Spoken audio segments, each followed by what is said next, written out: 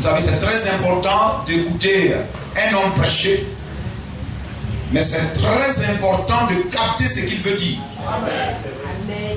C'est ce qui est le plus important. Un prédicateur peut se tenir là et par l'astuce, il peut dire Jésus à la place de Satan. Mais celui qui l'écoute comprendra que ce n'est pas Satan, il voulait dire Jésus. Ou ce n'est pas Jésus, il voulait dire Satan. Vous comprenez cela? Amen. William Branham dit ne comprenez pas ce que je dis, mais ce que je veux dire. Gloire à Jésus-Christ. Amen. Ainsi, il est très important. Ainsi, voyez-vous, je parle sur comprendre la pensée et la volonté cachée du prophète. Lorsque Élisée marche ici avec Élie, dans ce voyage béni, qui typifie la marche de l'église depuis la chambre haute, depuis Jérusalem, depuis la chambre haute, jusqu'au port de l'enlèvement de l'épouse de Jésus-Christ. Amen. Allant de lieu en lieu, de carrefour en carrefour, traversant, voyez-vous, Gilgal, Bethel, Jéricho, jusqu'au-delà du Jourdain, le Jourdain qui typifie la mort. Amen. Traverser tout ce chemin de mort et de ténèbres pour aller là où Dieu nous attend, où le chariot de feu descendra. Amen. Voyez-vous, amen, il n'y avait pas un autre aéroport pour le char de feu. Il n'y avait qu'un seul aéroport. Et c'était l'homme qui devait marcher vers cet aéroport-là. Ce n'est pas l'aéroport où Fouette Poigny qui viendra vers Abengourou, mais c'est Abengourou qui ira vers l'aéroport Félix Houphouët. Et voyez-vous, le lieu de l'enlèvement ne viendra pas vers Gilgal, ne viendra pas vers Bethel, ne viendra pas vers Jéricho, mais c'est Jéricho, Gilgal, Amen et Bethel qui devra se déplacer au-delà du Jourdain, là où Dieu a donné rendez-vous à Élie. Il disait, tu sais que ton maître te sera enlevé, mais il ne fit aucune action. Il ne marchait point. Amen. Mais lorsqu'il sait que l'enlèvement doit avoir lieu, il devait suivre les traces du prophète.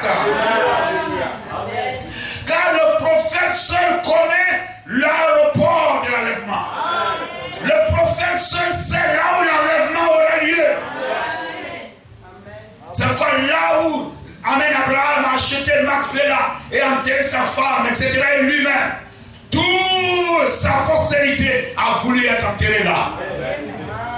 Gloire à Jésus-Christ. Béni soit le nom du Seigneur. Et regardez que Élisée marchait avec Élie dans ce grand voyage. Et à chaque carrefour, Élie, Amen, a voulu le décourager. Mais c'est d'éprouver sa foi. Élie ne lui a pas dit que si tu me suis jusqu'à la fin, tu auras double portion. Il ne lui a pas dit ça. Il ne lui a pas dit si tu me suis jusqu'à un point, je te demanderai de me demander tout ce que tu veux. Et cela te sera donné. Il ne lui a pas dit ça. Mais au contraire, il lui a dit reste ici. Quand ils arrivent à Gilgal, reste ici. Ils arrivent à Bethel, reste ici. Regardez le grand nom des villes de refuge, des endroits bénis, des lieux d'adoration. Amen. Des lieux où se trouvent des prophètes, des fils de prophètes, de grandes églises, des églises renommées. Les gens, amen, se comparent leur grande église, amen, aux autres, etc. Il n'y a pas de comparaison à faire. Nous sommes plus nombreux que vous.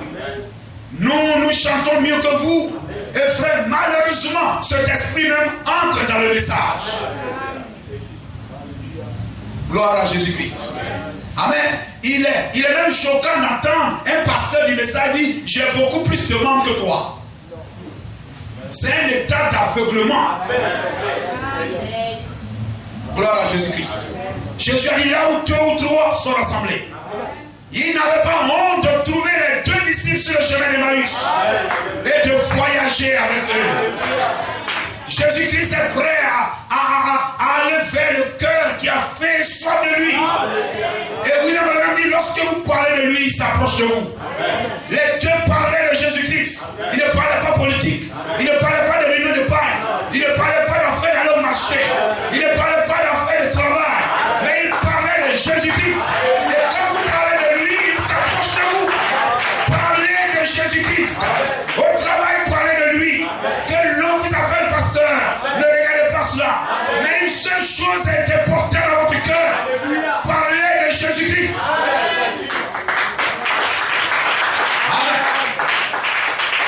Gloire à Jésus-Christ.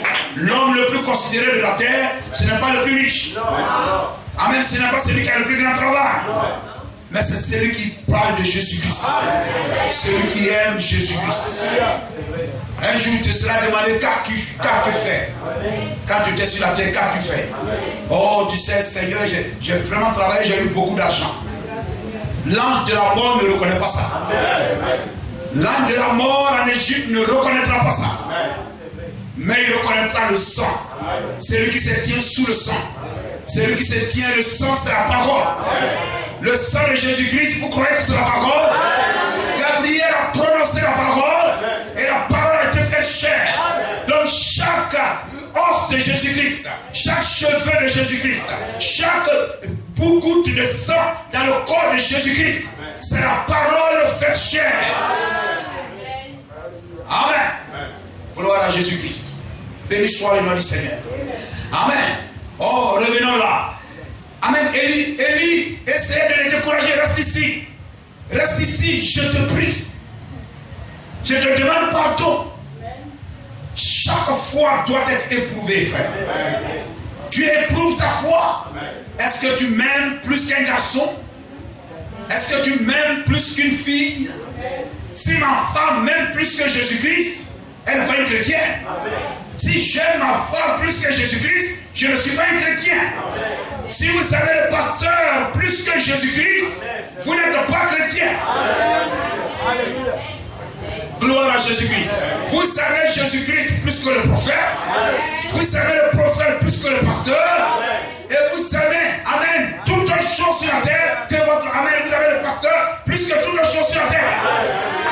Parce que c'est le robinet qui nous donne de l'eau vive.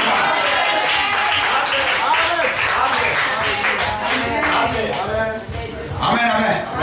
Reste ici, je te prie. Amen. Mais Élisée aurait eu raison d'avoir dit, mais j'ai obéi au prophète. Le prophète m'a dit avec insistance, n'est-ce pas? Avec insistance, reste ici, je te prie. Et il m'a dit de rester ici. Il me demande pardon. C'est pourquoi je suis resté ici. Pourquoi me condamnez-vous? Amen. Ce qui est dans ton cœur sera mis à l'épreuve un jour. Tu seras éprouvé à un moment donné de ta marche, frère. Tu seras éprouvé. Pour que tu opères un choix. Je dis, dans la vie et dans la marche des chrétiens, il arrive un moment où il fait le véritable choix. Amen. Je le dis concernant, je le dis, je prends un exemple sur mes enfants. C'est-à-dire aujourd'hui, ils viennent comme suivant papa. Mais il doit arriver un moment où ils doivent choisir le Dieu de leur papa. Et aimer Jésus-Christ plus que leur papa. Vous comprenez ça? Il va arriver un moment où tu seras face à une épreuve.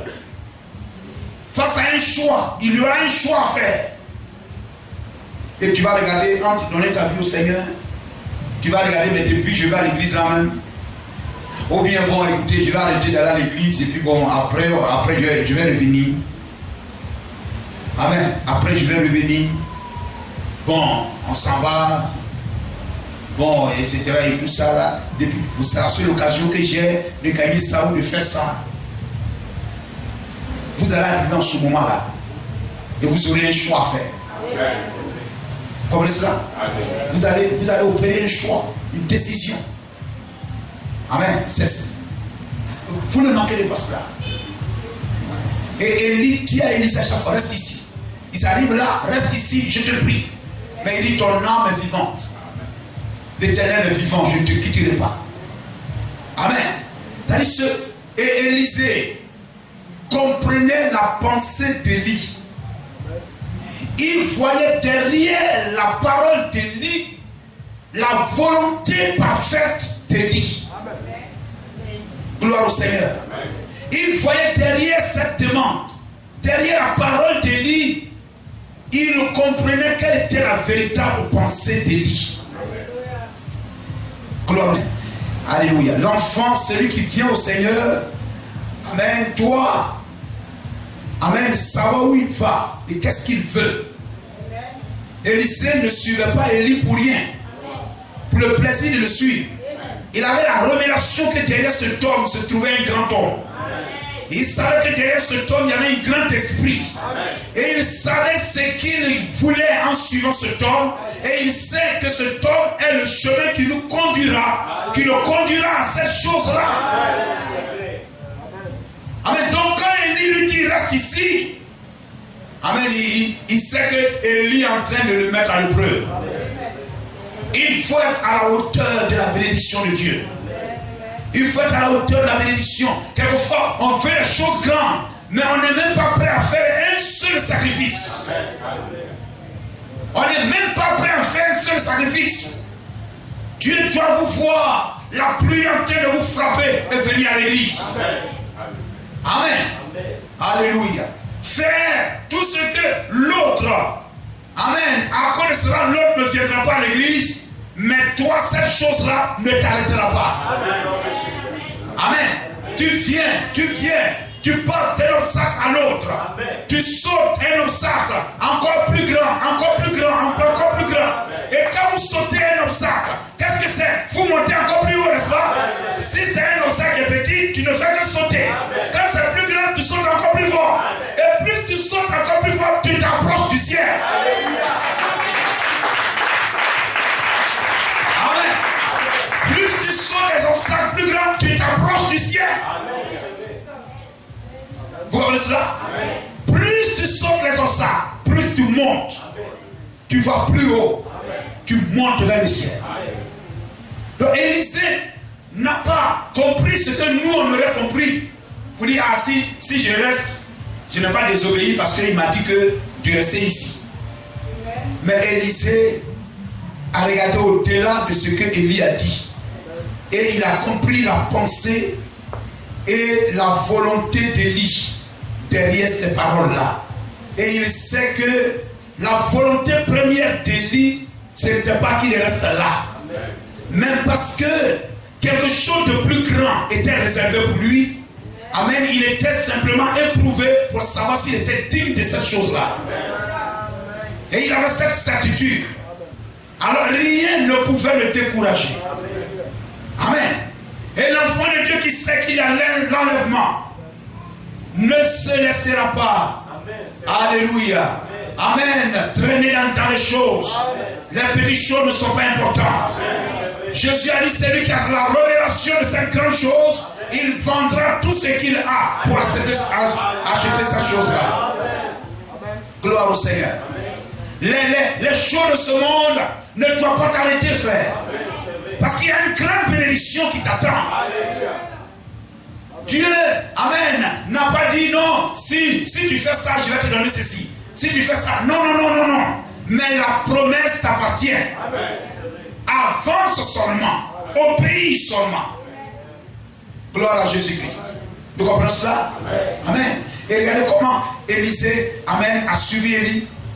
Et à chaque fois, lorsqu'il a compris, amen, que ce n'était pas ce que Élie voulait dire, mais c'était simplement pour le tester, pour savoir est-ce qu'il était vraiment convaincu, est-ce qu'il était véritablement résolu.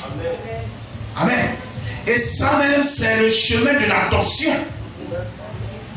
Parce que vous savez, en Israël, l'adoption, je vous ai dit ici, c'est une cérémonie au cours de laquelle l'enfant parvenu, amen, à l'achèvement de sa formation, reçoit les attributs du Père, reçoit l'autorité du Père. Sa signature est aussi valable que celle du Père. Gloire à Jésus-Christ. Ainsi, pour qu'il parvienne à là, il passe par le chemin de la formation.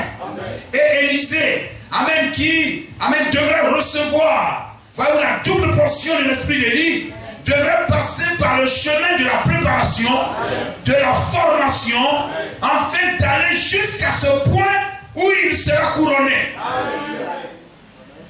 Béni soit le nom du Seigneur. Et chacun de nous, frères, chaque petite épreuve qui arrive, chaque chose qui se dresse devant toi, amen, et tu sais que ça c'est contraire à la parole, cette chose-là veut te faire dévier de la parole. Amen. Il faut combattre ces choses-là. Ne cherche pas des excuses. Ne cherche pas des alibis. Non, si je ne fais pas ça, est-ce que je vais gagner une autre occasion encore? Non. Béni soit le nom du Seigneur. C'est Dieu qui te prouve. C'est Dieu qui te prouve. Et quelquefois, lorsque les choses de ce monde te détournent, le temps de ta bénédiction s'allonge. Parce que Dieu ne rompt pas son alliance. Donc s'il ne rompt pas son alliance, l'alliance et les bénédictions de l'alliance sont là. Mais le temps pour entrer, amen, en possession de l'héritage s'allonge, devient long. Dieu n'a pas annulé Canaan. Dieu a dit Canaan, c'est Canaan. Mais le temps pour entrer dans ce pays où coule le lait et le miel, la désobéissance et l'incrédulité ont éloigné le peuple. On fait perdre du temps et du temps à Israël. Amen. Plus il raisonnait, plus il discutait, plus il s'opposait à Moïse, le chemin devenait plus long. Il s'éloignait. Il s'éloignait et il s'éloignait. Amen. Mais Élisée a vu et il était convaincu d'une chose. Que ce que Élie est en train de me dire, là, en fait, il est en train de me prouver. Mais derrière ça, là, je sais qu'il ne veut pas que je reste là. Il veut que je le suive. Et je sais que si je le suis, amen, j'aurai une bénédiction. Il avait la révélation de ça. C'est pourquoi quand les gens lui disaient, est-ce que tu sais que ton maître te sera enlevé? Il sait. Il dit, je sais. Il sait. Et parce qu'il sait quelles sont les bénédictions qui sont rattachées à ça. Amen. Il sait que s'il va jusqu'à la fin, il recevra une grande récompense. Amen.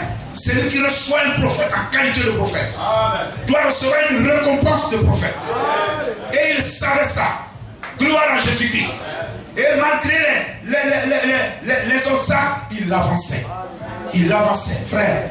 Et je crois que si ici, nous abaissons la tête, amen, comme un buffle, amen, et que nous fonçons, quelle que soit la flamme qui se dresse devant nous, les paroles de découragement, amen, Élie disait les paroles pour le décourager, mais il ne se laissait pas décourager.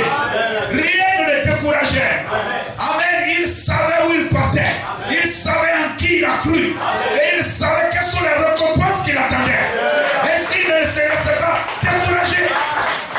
Et si Élie n'a pas réussi à l'arrêter, ce n'était pas les gens de Jéricho qui allaient l'arrêter. Gloire à Jésus-Christ.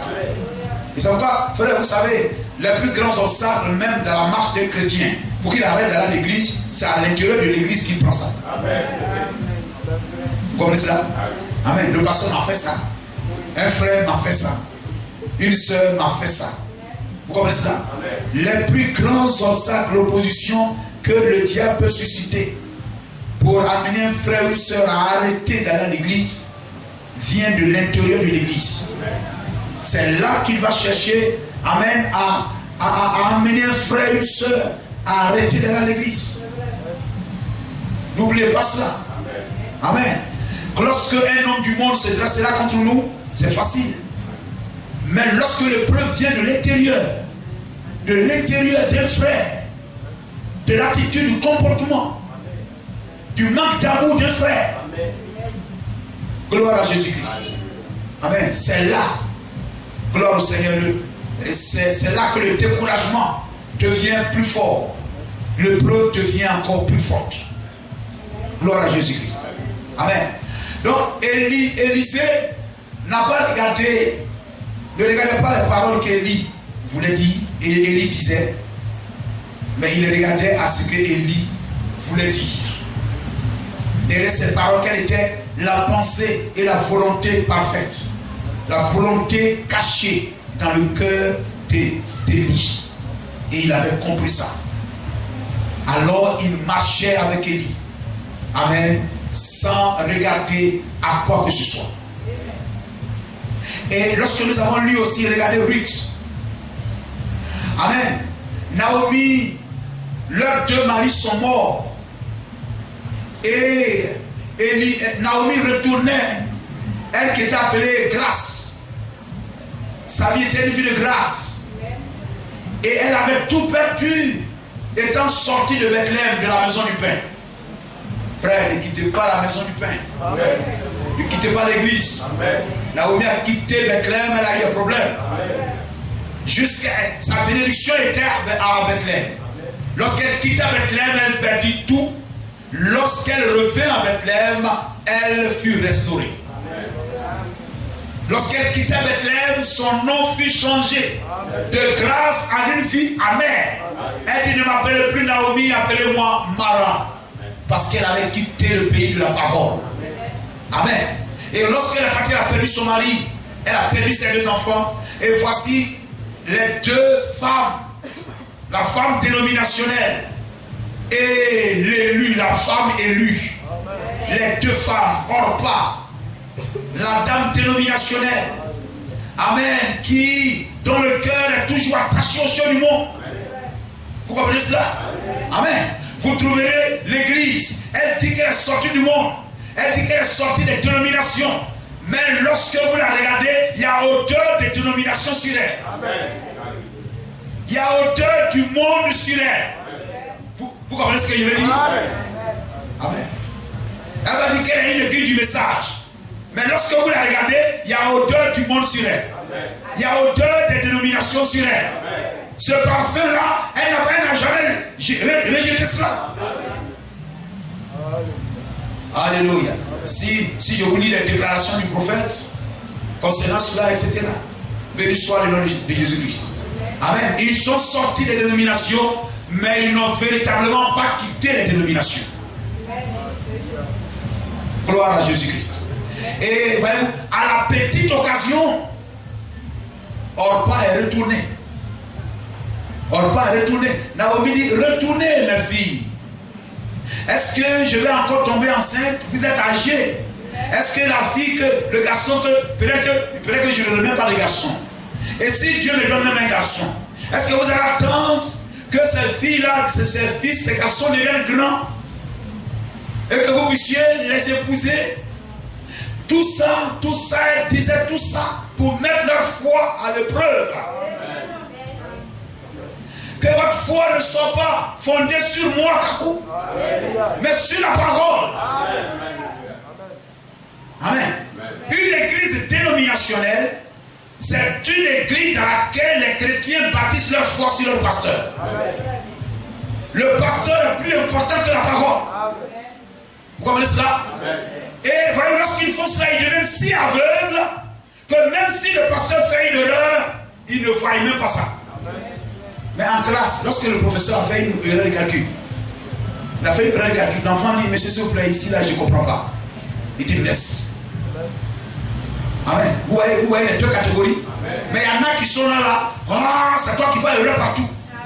C'est toi qui vois l'erreur partout. Et on va te chamailler, te crier dessus. Amen. Mais si l'enfant se taisait, amen, le même professeur, il va vous donner un devoir. Si vous remettez l'erreur, il va vous donner 0. Pourtant, c'est lui qui avait donné l'erreur avec correction. Vous comprenez ça? Gloire au Seigneur. Je vous ai parlé de l'histoire de Yamsokro, comment ses élèves. Amen. De l'histoire du nom du Seigneur. À la moindre petite chose, Orpa est retourné. Lorsque Naomi a parlé, vous savez, avec insistance, retournez mes filles. Jusqu'à ils ont pleuré même des pleurs de revoir. Oh, c'est touchant. C'est très sentimental. Tu dis, oh là là, comment elle veut vraiment que nous partions. Vraiment, maman, faut plus pleurer, on va partir. Et puis elle a ramassé ses bagages. Mais regardez, lorsqu'elle est partie, Naomi a dit quoi? Elle est retournée vers son peuple, vers ses dieux. Naomi n'a pas dit elle est retournée vers son peuple avec le Dieu d'Israël. Vous comprenez cela? Mais c'est toi qui leur as dit de retourner. Mais lorsqu'elle retourne sur ta parole, tu dis elle est retournée vers son peuple, vers ses dieux. Donc il y a quelque chose qui ne va pas dans cette affaire. C'est-à-dire elle disait ça, mais ce n'était pas sa pensée, sa volonté première. Mais c'était pour les mettre à l'épreuve pour savoir si elles sont vraiment résolues à être avec elle. Parce que il ne faudrait pas que tu murmures après. Il ne faudrait pas que tu te plaignes après. Il ne faudrait pas que tu dises après, c'est le pasteur qui m'a obligé à me faire baptiser. C'est ma soeur qui m'a obligé à venir dans le message. C'est mon mari qui m'a obligé à venir dans le message. Quelquefois, ça arrive à un moment, mon cher mari, si tu veux, tu peux retourner à l'église catholique. Est-ce que tu trouves que ici, la dernière fois je vous parlais, etc., il y avait les frères amen, qui étaient là, ils passent les samedis, dimanche, parce que quoi, etc. J'ai dit, frère, si j'ai dit quelque chose qui est contraire à ce que votre pasteur dit, obéissez à ce que votre pasteur dit. Amen.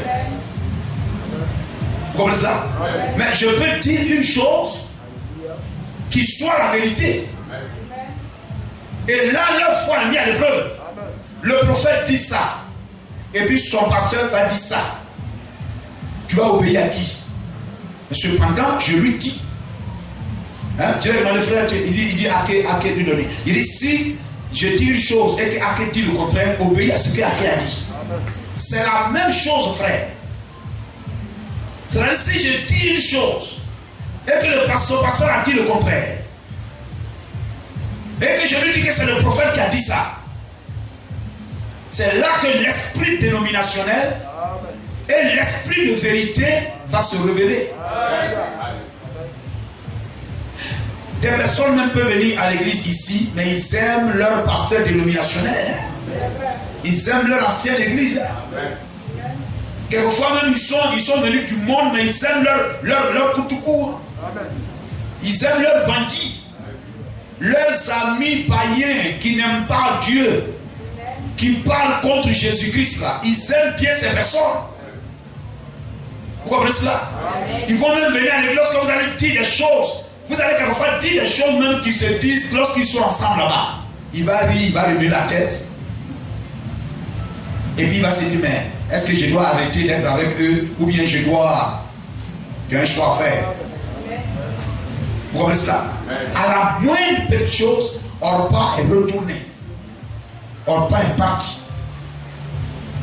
Mais toutes ces paroles, ces pleurs, amen, n'ont pas découragé, n'ont pas arrêté la décision de Ruth. Elle a compris derrière ces insistances de Naomi, derrière ces paroles ouvertes, ces paroles qu'elle dit, Ruth a compris que ce n'est pas ce qu'elle voulait dire. Mais c'est simplement mettre chaque chrétien devant ses responsabilités. Pour ne pas que demain on dise, c'est le pasteur qui m'a obligé. C'est encore frère, lorsqu'il y a question du mariage, un pasteur ne donne pas une soeur à un frère pour dire écoute celle-là. Depuis que Dieu a fait ça, tu as eu des problèmes avec Adam. Il a dit c'est la femme que tu as mis à côté de moi, là, c'est elle qui a fait ça. Il a accusé Dieu. Amen. Gloire à Jésus-Christ. Pour ne pas que demain tu dises non, mais si tu veux me suivre, moi Naomi, tu dois avoir la révélation personnelle. C'est par révélation que tu me suis. Ce n'est pas par une obligation. Élisée suivait Élie. Ce n'est pas par obligation, mais c'est par révélation. Vous comprenez cela? Quel que soit ce qui va arriver, Élisée était prêt à assumer. C'est moi qui ai pris l'engagement de suivre Élie. Quel que soit ce qui allait arriver à Ruth, elle était une Moabite. Elle n'était pas juive. Elle était une Moabite. Et elle partait sur un territoire où on ne doit même pas recevoir des étrangers. Elle devrait comprendre ça. Et en partant, elle prenait son engagement. Oui, tu m'as dit de retourner, mais c'est moi-même qui ai voulu aller. Là où tu vas mourir, je vais mourir. Là où tu seras enterré, je serai enterré. Ton Dieu sera mon Dieu. Qu'on me traite, amen, qu'on me traite dans toute la rigueur qu'on veut, etc., je ne te quitterai pas. C'est-à-dire, elle fait un serment. Elle prend un engagement. C'est pourquoi, frère, le baptême que vous avez pris, ce n'est pas le pasteur qui vous a obligé à prendre le baptême. Le baptême que vous avez pris, c'est un engagement. Vous avez pris ça devant Dieu. Devant Dieu. Que vous allez obéir au message de William Branham. Amen. Naomi se désengage. Il ne faudrait pas que vous puissiez m'accuser. Amen. De quoi que ce soit. Et frère, aujourd'hui, on rend l'évangile. William Branham dit, on rend l'évangile si social que les gens se limitent au fait de venir s'asseoir dans une église et puis honorer un pasteur. L'évangile social. Vous comprenez ça? Gloire au Seigneur. Mais regardez dans l'esprit de la Bible. Choisissez aujourd'hui qui vous voulez servir. Qui a dit ça? Hein? Josué. Choisissez aujourd'hui qui vous voulez servir. Et Lydia et Élisée restent ici. Naomi dit, mes filles, retournez. Jésus a dit, pourquoi ne vous en allez-vous pas? Vous comprenez l'esprit de la Bible? Ça fait que celui qui choisit ce message, il l'a choisi de son propre choix. Amen. Et voyez-vous, lorsque Dieu parlait à William Branham, il lui a dit ça. Il a dit, parce que tu as choisi ce chemin difficile. Amen. Ce qui est mon chemin et tu l'as choisi en toute indépendance. Une grande portion t'est réservée dans le ciel. Amen. Frère, la bénédiction viendra de là. Lorsque Dieu verra dans ton cœur que ce n'est pas par peur que tu suis le pasteur. Amen. Ce n'est pas pour faire plaisir au pasteur que tu viens ici. Amen. Mais c'est parce que tu as cru la parole. Amen. Tu as eu la révélation que ce message est la vérité. Amen. Et que pour rien au monde, tu seras prêt à abandonner ce message. Amen. Voici la décision d'Élisée. Amen. C'est la décision de Ruth. Amen. C'est la décision de Ruth.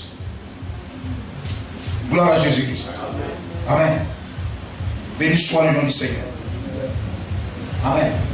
Ruth a compris ce que Naomi voulait dire. Elle est en train de nous mettre à l'épreuve. Non. Moi j'ai pris mon engagement. Je vais te suivre. Élisée, non, c'est moi qui vais décourager. Non. Je sais en qui j'ai cru. Et je sais où je vais. Et je sais que c'est toi qui me conduiras à ça. Donc je te suis. Amen. Tu es mon chemin, c'est tout. Je te suis. Vous comprenez cela? Amen. Donc si c'était quelqu'un, c'est le pasteur qui a dit ça. Comprenez ce que le pasteur veut dire. Amen. Ça dit, l'église est mise. Dieu dit, voici l'arbre de la vie, l'arbre de la mort, choisi. Je mets devant toi la vie et la mort. Moïse, choisi. À chaque fois, frère. Et on va lire, c'est pas si Dieu nous donne le temps, on va lire les déclarations du prophète. Amen. Regardez dans l'âge de Jérémie. Prenons Jérémie chapitre 35. Jérémie chapitre 35. Jérémie chapitre 35, le verset 1 à 15. Vous allez voir. Si on mettait tout coup devant les chrétiens, les dénominationnels, ils vont voir ça tout de suite. Mais regardez, des benjaminites, des enfants d'Israël. Dieu même les a pris. Dieu a dit à Jérémie, prends-les, fais-les partir dans les chambres même de la maison de l'Éternel.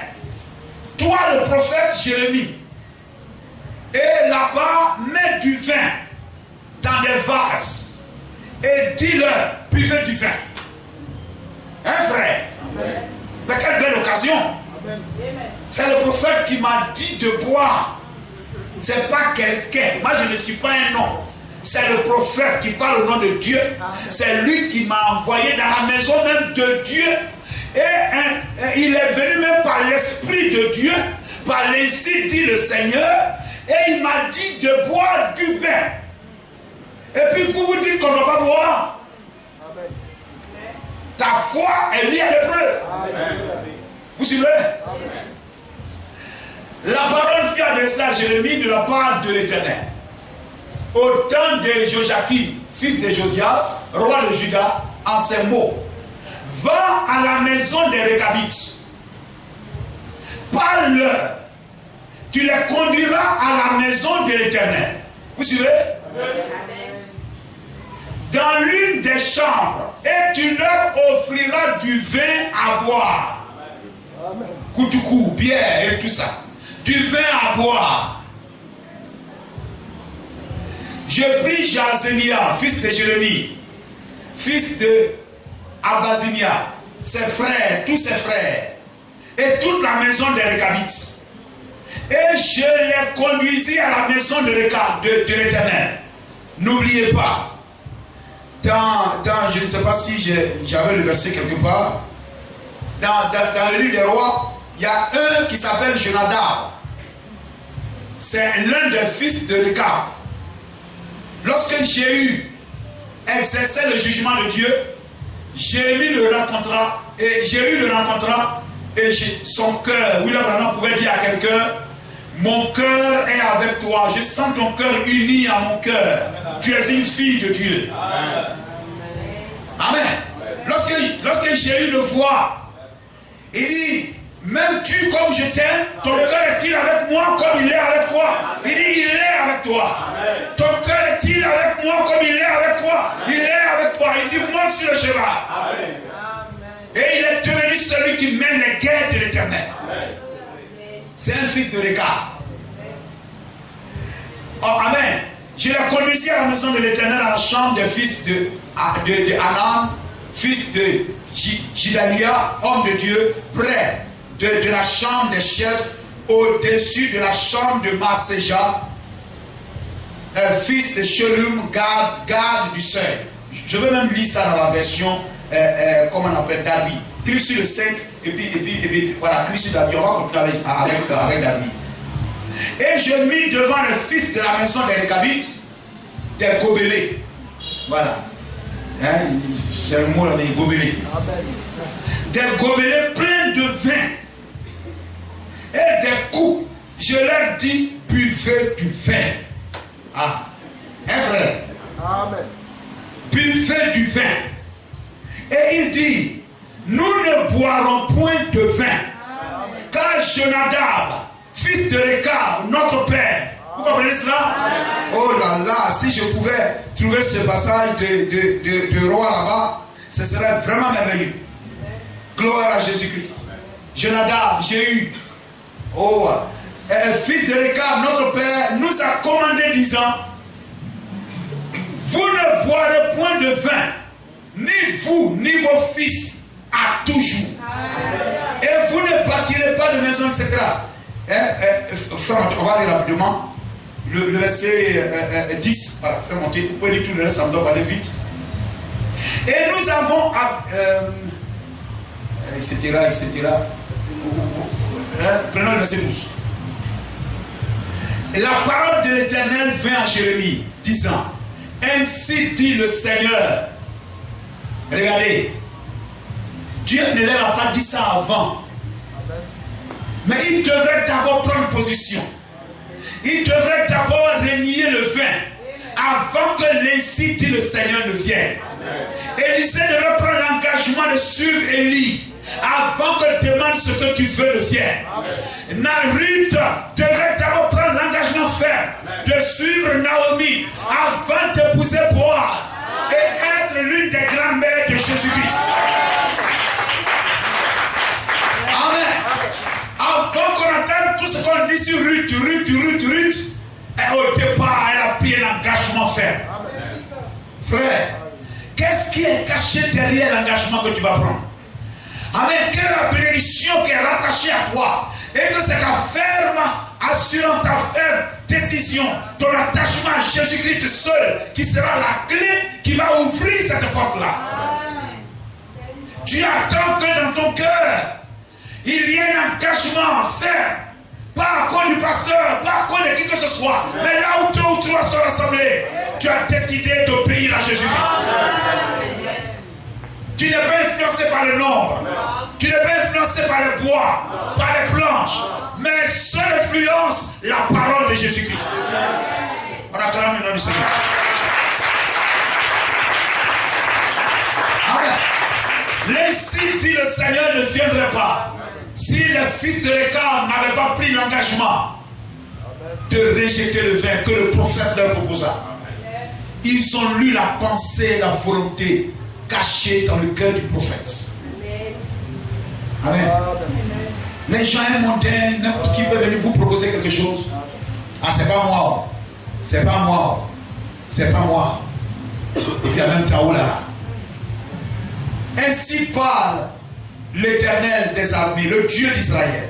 Va et dis aux hommes de Juda et aux habitants de Jérusalem: ne recevrez-vous point instruction pour écouter mes paroles, dit l'Éternel? Les paroles de Jonadab, fils de Récab, qu'il a commandé à ses fils de ne point boire du vin, et ont observé, et ils n'ont pas pu jusqu'à ce jour, car ils ont écouté le commandement de leur père. Mais moi, je vous ai parlé, me levant de bonne heure et parlant, et vous n'avez point écouté. Je vous ai envoyé tous mes serviteurs les prophètes, me levant de bonne heure et les voyant disant: revenez donc chacun de sa mauvaise voie et amendez vos actions et n'allez pas auprès de notre Dieu pour les servir, et vous habiterez sur la terre que j'ai donnée à vous et à vos pères. Mais vous n'avez point écouté votre oreille et vous ne m'avez pas écouté. Oui, les fils de Récab, les fils de Jonadab, fils de Récab, ont observé le commandement de leur père qui leur avait commandé. Et ce peuple ne m'a pas écouté.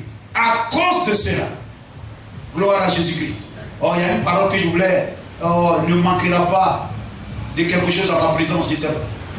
Allons, oui, Jérémie dit à la maison, voilà, le verset 18, on va lire rapidement. L'Éternel dit à la maison de Récab, des Récabites: ainsi parle l'Éternel des armées, le Dieu d'Israël, parce que vous avez écouté le commandement de Jonadab, votre père, et que vous avez observé tous ses commandements, et avez fait selon tout ce qu'il vous a commandé. À cause de cela, ainsi dit le Seigneur des armées, le Dieu d'Israël: Jonadab, fils de Récab, ne manquera jamais d'un homme qui se tient devant moi. Alléluia. Regardez, frère. Quelquefois, les choses de ce monde nous poussent à faire le mauvais choix. On prend des décisions charnelles. Quelquefois, on sait ce que Dieu veut, mais on se laisse influencer par les choses. Et puis on abandonne la volonté première de Dieu. Béni soit le nom de Jésus-Christ. Oh, alléluia.